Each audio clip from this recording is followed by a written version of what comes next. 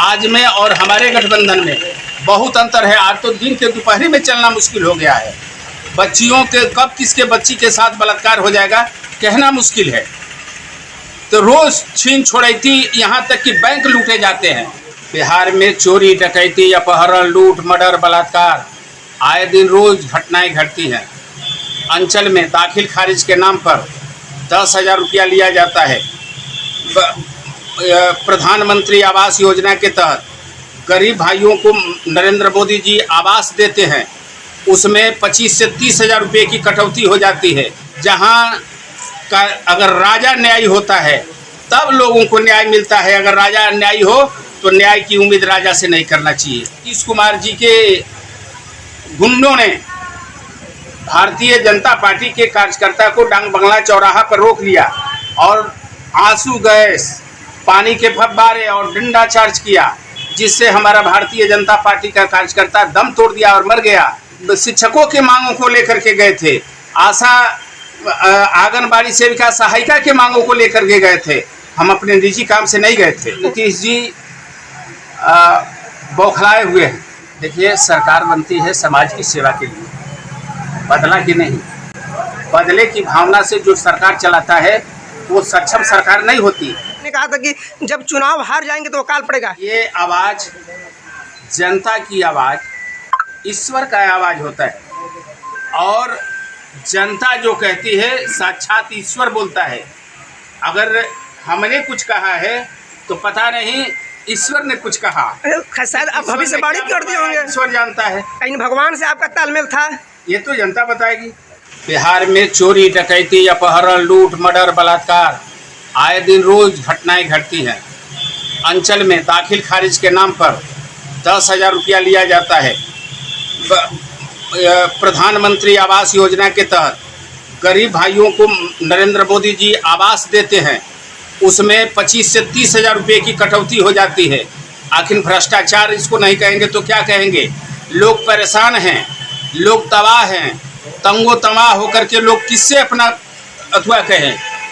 जहां का अगर राजा न्यायी होता है तब लोगों को न्याय मिलता है। अगर राजा अन्यायी हो तो न्याय की उम्मीद राजा से नहीं करना चाहिए। आपके साथ जब गठबंधन था उस समय घुसखोरी नहीं थी क्या? ये जनता बोलती है ना, जनता कहती है, जनता का आवाज़ सर्वोपरि होता है। उस समय जनता से आपको पूछ लेना चाहिए। आज में और हमारे गठबंधन में बहुत अंतर है। आज तो दिन के दोपहर में चलना मुश्किल हो गया है।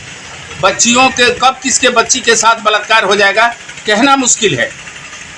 तो रोज छीन छोड़ैती, यहाँ तक कि बैंक लूटे जाते हैं।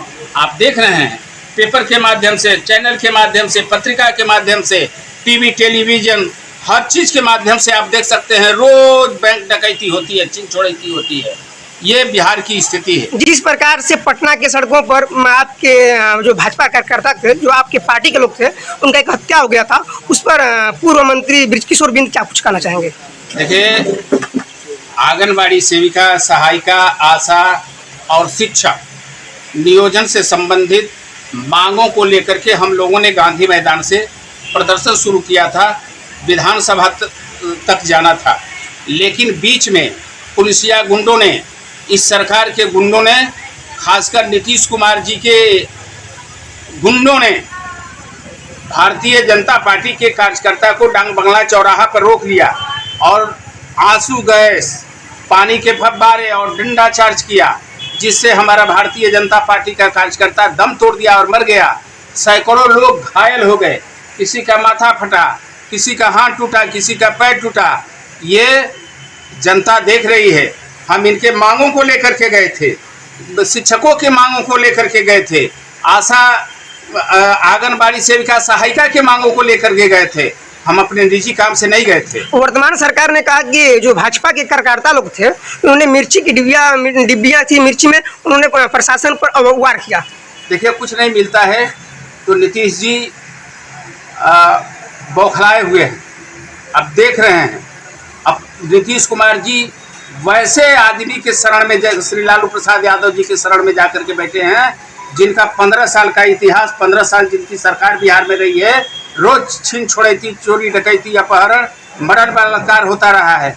वैसे लोगों के गोद में जाकर के बैठ गए हैं इनका विवेक काम नहीं कर रहा है। ये झूठ मूठ का आवाज़ उठाते हैं लोगों का दिमाग दिग्भ्रमित करने के लिए। कोई भारतीय जनता पार्टी का आदमी एक कार्यकर्ता भी मिर्ची का डिब्बा लेकर के नहीं गया था। ये झूठ, सरासर झूठ बोल रहे हैं। आपने अभी कहा कि बिहार में बलात्कार, हत्या, अपहरण की आए दिन देखने को मिला। क्या जब जदयू और भाजपा गठबंधन थी क्या उस समय नहीं था? देखिए, हम ये नहीं कहते कि सब बंद था, लेकिन ग्राफ में बहुत कमी आ गई थी। रेयर ऐसा देखने को मिलता, आज सरेआम देखने को मिलता है। रोज इस तरह की घटनाएं घटती हैं। इस प्रकार से जब आरजेडी का सरकार नहीं थी, जब भाजपा और जदयू का सरकार था, तो उस समय कहे थे तेजस्वी यादव जी ने कि जिस प्रकार से हमारे साथ दुर्व्यवहार किया गया है, आने वाले सरकार जब मेरी बनेगी तो शायद उसका बदला लिया जाएगा। सरकार बनती है समाज की सेवा के लिए, बदला की नहीं। बदले की भावना से जो सरकार चलाता है वो सक्षम सरकार नहीं होती। समाज की सेवा नहीं कर सकता, बदला ले सकता है। दूसरे पर डंडा, वही तो डंडा चार्ज किया, किसी पर लाठी बरसाया, किसी पर कोड़ा बरसाया और किसी पर उल्टा झूठ मूठ का मुकदमा करके जेल के सलाखों के अंदर बंद किया। जिस समय आपकी सरकार थी तो उस समय भी डंडा बरसाई गई थी। समाज की सेवा करना चाहिए। बिहार डेवलप कैसे करे, बच्चों को और बच्चियों को रोजगार कैसे मिले, नौकरी कैसे मिले, इस दिशा में सरकार को पहल करना चाहिए। इस समय जब सरकार उन लोगों के साथ दुर्व्यवहार किया गया था तो उस समय आप लोगों ने चुप्पी साधा था, ऐसा क्यों? नहीं, भारतीय जनता पार्टी हमेशा गलत चीज़ों का विरोध करती है। हमने सड़क से लेकर के सदन तक विरोध किया था। विधानसभा के अंदर हम खुद बेल में जाते थे और बेल में जाकर के नारेबाजी करते थे। सरकार के गलत नीतियों का हम लोगों ने हमेशा विरोध किया है और भारतीय जनता पार्टी का एक एक कार्यकर्ता गलत नीतियों का कभी समर्थन। कि आपकी सरकार रहेगी तो घुसखोरी खत्म हो जाएगी? देखिए, हम पुरजोर कोशिश करेंगे कि घुसखोरी न बढ़े, हत्या न बढ़े, चोरी डकैती, अपहरण, लूट, बलात्कार न बढ़े। ये भारतीय जनता पार्टी का एक एक सिपाही, एक एक कार्यकर्ता इस तरह की कोशिश करता है। केंद्र में हमारी सरकार चल रही है। अभी मणिपुर में जो घटना घटी, माननीय प्रधानमंत्री जी ने कहा निसंदेह इस पर हम लोग पहल कर रहे हैं, इसमें मालिक ईश्वर की दया से जरूर कामयाबी मिलेगी। आपने कहा था कि चैनपुर डिवीजन जब आपका चुनाव था उस समय तो आपने कहा था कि जब चुनाव हार जाएंगे तो अकाल पड़ेगा। आपने भविष्यवाणी पहले ही कर दिया था का? देखिए, ये आवाज़ मैं बताता हूँ, ये आवाज़ जनता की आवाज़, ईश्वर का आवाज़ होता है और जनता जो कहती है साक्षात ईश्वर बोलता है। अगर हमने कुछ कहा है तो पता नहीं ईश्वर ने कुछ कहा। शायद आप भविष्यवाणी कर दिए होंगे, ईश्वर जानता है। कहीं भगवान से आपका तालमेल था? ये तो जनता बताएगी। तो इस बार चैनपुर विधानसभा के साथ जो चुनाव लड़ेंगे आप, तो उस पर क्या आपकी विचार रहेगी इस बार? देखिए, आने वाला समय न बताएगा, अभी तो चुनाव का थोड़े समय है। आपने कहा था कि शिक्षकों की मांगों को लेकर हम गए थे वहाँ धरना करने के लिए, लेकिन आप जब नीतीश कुमार के साथ थे तो आप ही के उप मुख्यमंत्री ने कहा था कि भगवान भी अगर धरती पर उतर जाए तो शिक्षकों को समान कार्य के लिए समान वेतन नहीं दिया जाएगा। देखिए, समय जैसे समय, समाज और देश, ये तीनों परिवर्तन के दौर से गुजर रहा है। माननीय उप मुख्यमंत्री सुशील कुमार मोदी जी ने क्या कहा मैं तो नहीं जानता, लेकिन स्थिति बदलती है तो परिस्थितियां भी बदलती हैं। परिस्थितियां उस समय क्या थी, आज क्या है। लेकिन मैं कहता हूं कि शिक्षक नियोजन से संबंधित जिससे बच्चों को रोजगार मिलेगा, बच्चियों को नौकरी मिलेगी, ऐसे चीज़ों में एक बार शिक्षक बच्चे और बच्ची जाकर के एग्ज़ाम देते हैं, बीएड करते हैं, डीएलएड करते हैं। इतना करने के बाद अब नीतीश कुमार जी ने बीपीएससी का उसमें समावेश कर दिया। अब भला बताइए, एक बच्चे का लाइफ ही समाप्त हो जाएगा परीक्षा देते देते। तो ऐसे गलत नीतियों का हमने विरोध किया था और उन गलत नीतियों की वजह से हमारे बेटा और बेटी को नौकरी नहीं मिल पाएगी। तो इस मांग को लेकर के हम लोगों ने प्रदर्शन शुरू किया था, जिसमें एक भारतीय जनता पार्टी के कार्यकर्ता को अपना जान दिलवाना पड़ा। 2005 से शिक्षकों का नियोजन 2003 से ही जारी है, लेकिन 5 में भी हुआ, तब आप सत्ता में थे। लगातार जारी है, तब तक आप सत्ता में ही थे, नीतीश कुमार के साथ ही थे। जब से नियोजन चल रहा है, पॉलिसी होती है, इन लोगों ने जो पॉलिसी तय किया है, नीतीश जी की मंशा साफ की है।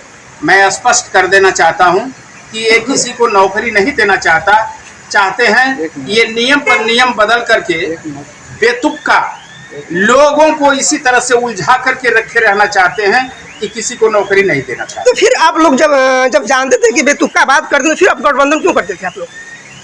देखिए, गठबंधन हो गई, लेकिन जब बेतुका ये बात करने लगे तो गठबंधन टूट गया। आप देख ही रहे, गठबंधन टूट गया। और आने वाले समय में हम नीतीश जी को अपने साथ लेने वाले नहीं हैं। नीतीश जी तो चिरौरी कर रहे हैं कि हम बीजेपी के साथ चले जाएं, लेकिन भारतीय जनता पार्टी अब नीतीश कुमार को अपने साथ लेने वाले नहीं है। मिल जाएंगे तो फिर कोई सवाल ही नहीं उठता। ईश्वर से हम प्रार्थना करते हैं कि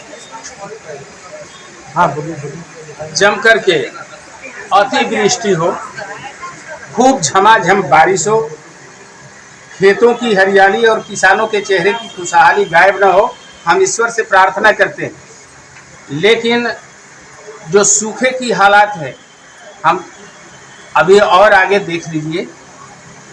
समय, ईश्वर समय अभी अनुकूल बनाया है। अगर हकीकत में यहाँ सूखा पड़ता है तो मैंने अपने रीजन में चांद प्रखंड को सूखा घोषित किया था और हावड़ा के कुछ क्षेत्र को सूखा घोषित किया था, और लोगों को, किसानों को उसका मुआवजा भी मिला।